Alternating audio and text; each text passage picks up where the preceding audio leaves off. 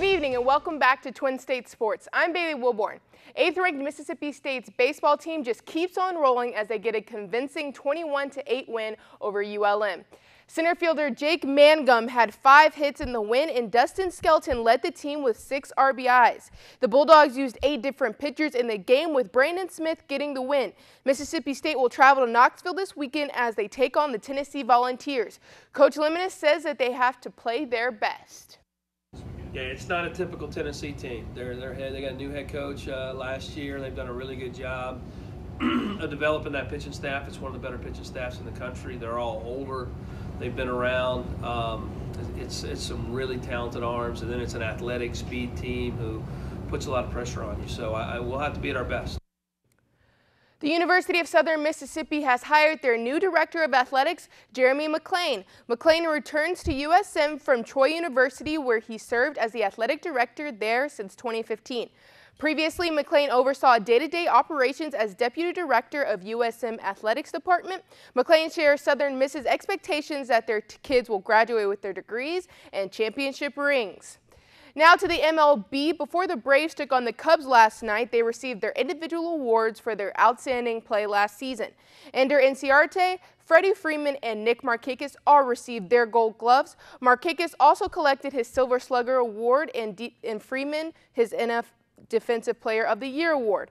Johnny Venters accepted the NL Comeback Player of the Year award, and Ronnie Acuna Jr. with the NL Rookie of the Year award. And finally, the man who led that team, Brian Snitker, received the NL Manager of the Year award. Last night, the Pelicans took on the Hornets. Julius Randle finished the game with 34 points and 11 rebounds.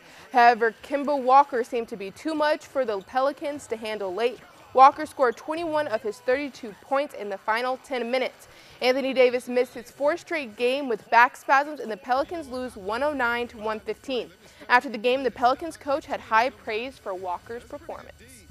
Yeah, I thought we competed at a much higher level than we did the other day. You know, you got to give Kemba credit. He made tough shots with guys in his face, and the step-back shots. You know, on a 6'9" player, it's not easy for a guy his size to make. So you got to give him credit. San Antonio Spurs head coach Greg Popovich was ejected 1 minute and 3 seconds into last night's game against the Denver Nuggets.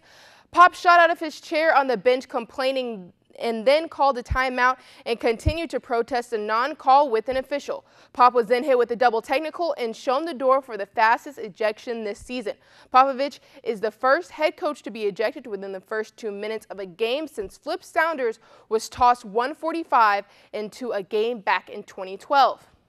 New York Mets pitcher Jacob deGrom joined elite company this week after a historic performance against the Marlins. In the top of the 3rd inning, deGrom belted a solo home run to right, his first home run of the season, to give the Mets the lead, and he was even better on the mound. In the bottom of the 7th, the Mets ace strikes out Chad Wallach, his 14th strikeout of the night, and that's a new career high. With the effort, deGrom becomes only the 9th player since 1893 to hit a homer and strike out 14 or more batters in the same game. 6 of the previous 8 players are Hall of Famers. Sign of things to come. Hey, man, he just signed that big extension. And it's paying off, seems like. Hey, listen, we give you that kind of money. You better deliver. This should be every time you get on the bump. Okay. Just say, every time you get on the bump, we should be High expectations there. There we go.